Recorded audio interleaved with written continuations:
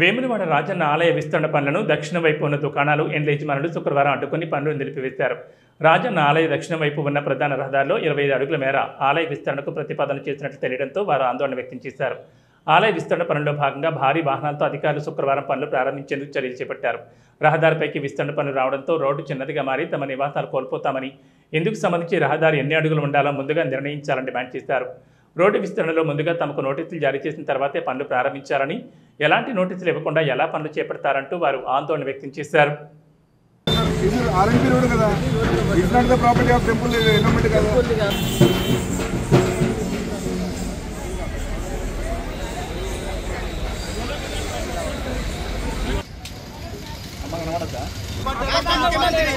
Time తీసుకోండి, ఎందుకు మీకంత అది అలా ఇవ్వనండి. ఆఫ్టర్ మీకు అది అయిపోయిన తర్వాతనే మీరు నోటిఫికేషన్ ఇచ్చిన తర్వాతనే వర్క్ చేసుకోండి. వితౌట్ నోటిఫికేషన్, వితౌట్ మార్కింగ్ మీరు ఎట్లా చేస్తారు? దేవాలయ విస్తీర్ణ సందర్భంలో దక్షిణం వైపు ఉన్నటువంటి యొక్క ఈ రహదారిని దేవాలయం వాళ్ళు దేవాలయంలోకి కలుపుకోవడానికి ప్రయత్నాలు చేస్తున్న సందర్భంలో అసలు ఈ వైపు ఉన్నటువంటి ఒక వాళ్లకు ఎంతవరకు ఇండ్లు పోతాయి, అసలు ఈ రోడ్డును తీసుకునేటువంటి ఒక పద్ధతి ఏంటిది? కేవలం వీళ్ళు ఇక్కడ అధికారులు వచ్చి ప్రపోజల్ పెట్టేశాము, ప్రపోజల్ ఇంకా శాంక్షన్ అయి రాలేదు, ప్రపోజల్ వచ్చిన తర్వాత మీకు మార్కింగ్ అండ్ నోటిఫికేషన్ వస్తుంది అని చెప్తున్నారు. కానీ without marking and without notification ఇది కరెక్ట్ కాదు. ఈ వర్క్ చేయడం అనేటువంటిది కరెక్ట్ కాదు. ఆల్రెడీ మిషన్ తీసుకొచ్చిర్రు, ఇక్కడ రోడ్డు మీద పెట్టిర్రు, కొన్ని పాయింట్స్ ఇచ్చిర్రు వాళ్ళు, ఆ పాయింట్స్ ప్రకారం పిల్లర్లు తోడాలి అని చెప్పి ప్రయత్నాలు చేస్తారు. ఈ ప్రయత్నం అయితే ప్రజల యొక్క మానసిక వ్యవస్థను దెబ్బతీయడమే కదా.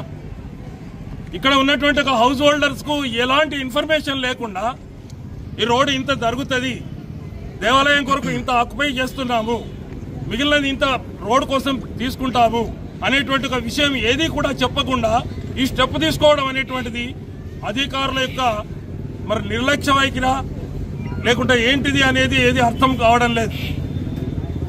దయచేసి అధికారులు గమనించి ఇక్కడ రోడ్డుకు మీరు దేవాలయంలోకి తీసుకోగా పోగా మిగిలినది ఎంత తీసుకుంటారు, రోడ్డు కోసం ఎంత తీసుకుంటారు ఏమిటి అనేటువంటి ఒక విషయాన్ని ప్రస్ఫుటంగా తెలియజేసి మాకు నోటిఫికేషన్ ద్వారా తెలియజేసి ఇంత జాగా మీకు పోతుంది అని చెప్పి ఆ విషయాన్ని మాకు చక్కగా తెలియజేయాల్సినటువంటి అవసరం మీకున్నది కాబట్టి దాన్ని తెలియజేయాలని చెప్పి దాని తర్వాతనే మాకు మళ్ళీ మార్కింగ్ కూడా చేయలేదు. ఇదివరకు మార్కింగ్ కూడా చేసి ఎక్కడి వరకు పోతుంది ఒక్కొక్క ఇల్లు అనేటువంటిది మార్కింగ్ చేసిన తర్వాతనే మీరు ఈ స్టెప్ తీసుకోవాలి, ఈ వర్క్ నడిపించాలి అనేటువంటి యొక్క దాని గురించి ప్రభుత్వానికి కానీ అధికారులకు కానీ పెద్దలకు అందరికీ విన్నవించుకుంటున్నాం.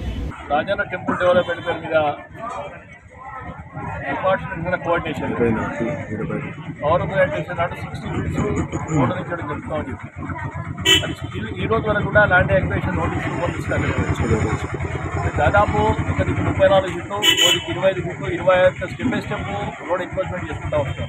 ఇదంతా దేవాలయం లోపలికి కలుపుకుంటామని చెప్తాం. కానీ అది మీకోసం ఇక్కడ ఎవరు అడ్డుపడడం లేదు.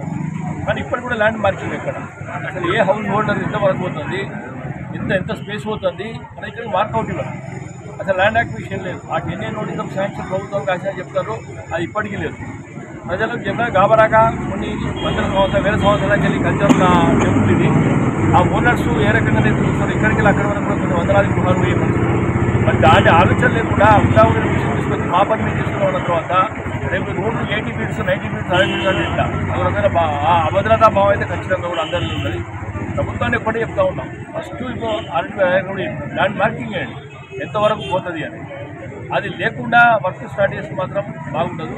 టెక్నికల్గా మా దగ్గర దమ్ముంది, ప్రభుత్వం దగ్గర మా ఇష్టం చేస్తూ ఉంటే కూడా పూర్తిగా పరిస్థితి లేదు. రకరకాల మిక్స్ ఉన్నాయి. నేను అడుగుదాను సూటిగా ప్రభుత్వానికి, సుప్రీంకోర్టు డైరెక్షన్స్, హైకోర్టు డైరెక్షన్స్ ఏం చెప్తున్నాయి, R&B శాఖ కూడా వాళ్ళకు నిజంగా సమాధానం లేదు. వచ్చిన ప్రభుత్వం ఏదైతే ఉన్నదో కేవలం మైనారిటీ బుద్ధగింపు ధోరణితో హిందువుల మనోభావాలను ఎక్కడ కూడా లెక్కలోకి తీసుకుంటలేదు. అది పూర్తిగా విరుద్ధం. ప్రజలకు చాలా మనం చెప్తా ఉన్నాం, చాలా బాగా అవుతుందన్న అధికార పార్టీ నాయకులు లేకుండా ప్రభుత్వాధికారం చాలా బాగుందన్న భీమనగుడికి చాలా బాగా వస్తున్నట్టే. ఇవాళ ఈ ప్రభుత్వం ఉన్నా లేకున్నా, ప్రభుత్వాలు ఉన్నా లేకున్నా, రాజకీయ పార్టీలు ఉన్నా లేకున్నా హిందువులు చాలా చాలా మంచోళ్ళు. చిన్నగా కలిస్తే ముక్కి గుడి ముందర కూడా హుండి పెడితే హుండి నింపిపోతారు. అంత అమాయకులు మనం. ప్రభుత్వం క్వశ్చన్ చేసే ఆ మనస్తత్వం మన హిందువులది కాదు. మరి దాన్ని ఆసరాగా తీసుకుని ఇష్టం వచ్చినట్టు చేస్తాడో ఊరుకునే ప్రసక్తి లేదు. ఫస్ట్ ల్యాండ్ అక్విజిషన్ నోటీస్ చేయాలి. రెండోది కూడా ఎంతవరకు వస్తున్నాయో మనకు ఇవ్వాలి.